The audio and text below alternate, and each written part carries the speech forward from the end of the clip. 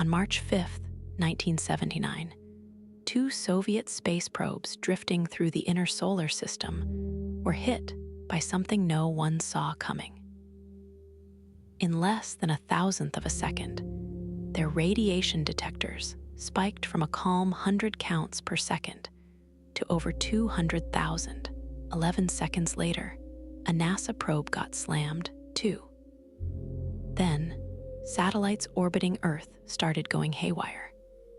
Something had just washed through our entire solar system. A wall of gamma radiation so intense it briefly compressed Earth's magnetic field and ionized the upper atmosphere. And the source? Not a supernova, not a black hole collision. It was a dead star, barely 12 miles wide, located 163,000 light-years away in a neighboring galaxy. A dead star that just had a bad day. That was humanity's first encounter with a magnetar. And it would take another 13 years before anyone even had a name for what they'd witnessed. So what on Earth, or rather, what in deep space, is a magnetar?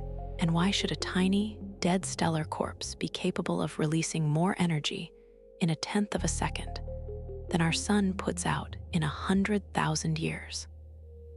Let's start with the basics. When a star between about 10 and 25 times the mass of our sun runs out of fuel, it doesn't just fade away quietly. Its core collapses violently in a supernova explosion, crushing protons and electrons together into a ball of neutrons, roughly 12 miles across. That's a neutron star, an object that packs about 1.5 times the mass of our sun into something the size of a small city. A single teaspoon of neutron star material would weigh over 100 million tons on Earth. Now, most neutron stars are already extreme. They spin fast, they're dense beyond comprehension, and they have powerful magnetic fields. But roughly 1 out of every 10 supernovae produces something far stranger. If the collapsing star is spinning just a little faster than average, a dynamo effect kicks in during those first chaotic seconds after birth. Heat and rotational energy get converted into magnetic energy on a scale that breaks your ability to process numbers. The result is a magnetar. Here's where things get wild. Earth's magnetic field measures about half a Gauss. A refrigerator magnet is about 100 Gauss. The strongest magnetic field humans have ever generated in a lab without destroying the equipment topped out around 100 Tesla, which is about 1,000,000 Gauss. A typical neutron star already has a magnetic field of roughly 1,000,000,000,000 Gauss. A magnetar, try 1,000,000,000,000 Gauss. That is about 1,000,000,000,000 times stronger than Earth's magnetic field, and 1,000 times more powerful than even an ordinary neutron stars. Let me put this in more concrete terms. If a magnetar passed by Earth at about half the distance to the moon, around 120,000 miles away, its magnetic field would wipe every credit card on the planet clean. Get within about 600 miles. The magnetic field would start ripping your atoms apart, distorting the electron clouds around every nucleus in your body into thin cylinders. You would be molecularly disassembled before you even felt warm. These objects are, without exaggeration, the most powerfully magnetized things in the known universe. And as of the last confirmed count, we've only identified around 30 of them out of the roughly 3,000 known neutron stars. But here's a fascinating detail. Researchers estimate there could be 30 million or more dead, inactive magnetars drifting silently through the Milky Way alone. Their magnetic fields decay after about 10,000 years, and once that happens, they go dark and quiet. They're basically invisible cosmic landmines scattered across the galaxy. Now, magnetars are not content to just sit there and be magnetic. They do something truly terrifying. They quake.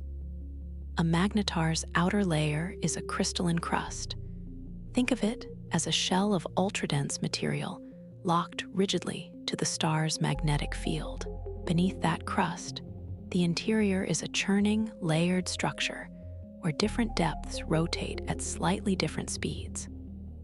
That mismatch builds up enormous stress on the crust over time. And eventually, something snaps. A fracture tears across the surface, a starquake. Imagine an earthquake, but on an object where the crust is the strongest known material in the universe, and the forces required to break it are beyond anything we can replicate. When astronomers put starquakes on the same scale we use for earthquakes here on Earth, a magnetar starquake doesn't register as a 6 or a 7. It clocks in at about a magnitude 23. For reference, the most powerful earthquake in recorded human history, the 1960 Chilean earthquake, was a 9.5. A starquake is in a completely different league of violence. When the crust fractures, it sends a shockwave rippling through the magnetic field. And the result is an eruption of X-rays and gamma rays that can be detected across galactic distances. These events can make the whole neutron star ring like a bell, vibrating at frequencies that carry information about what's happening deep inside. Information scientists are desperate to decode.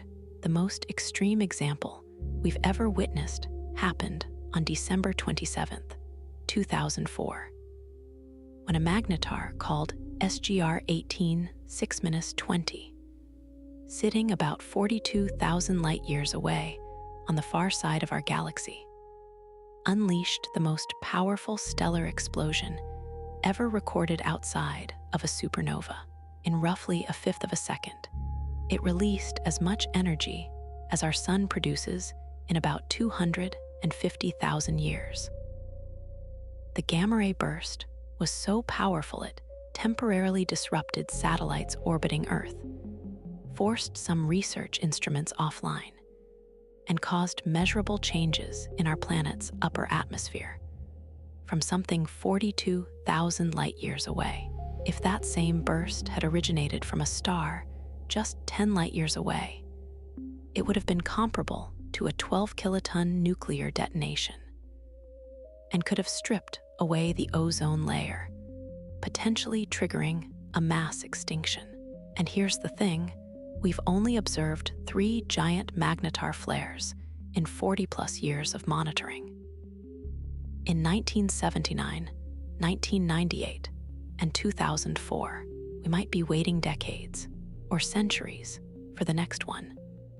If this video made you see dead stars differently, subscribe so you don't miss what comes next.